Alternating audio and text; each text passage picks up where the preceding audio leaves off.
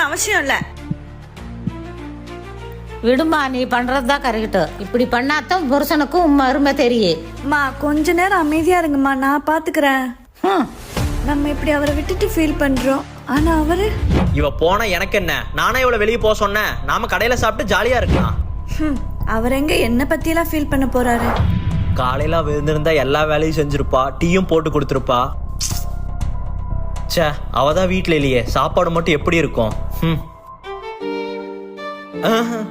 என்ன பாக்குறீங்க? நீங்க எதை கீழே போட்டாலும் அதை எடுத்து வைக்க நான் இப்ப இங்க இல்ல. ஹலோ, அங்க என்ன பாத்துட்டு இருக்கீங்க? சீக்கிரம் ஆபீஸ் போயிட்டு வீட்டுக்கு சீக்கிரம் வந்து சேருங்க. பத்திரமா போயிட்டு வாங்க. உங்களுக்கு ஒரு ஆள் இருந்து சொல்லிட்டே இருக்க முடியாது.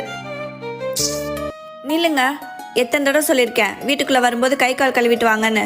மளிகை சாமான்லாம் தீர்ந்து போச்சு, வாங்கிட்டு வந்தீங்களா இல்லையா? என்ன சொல்லிட்டே இருக்கேன், நீங்க எங்க உள்ள போறீங்க?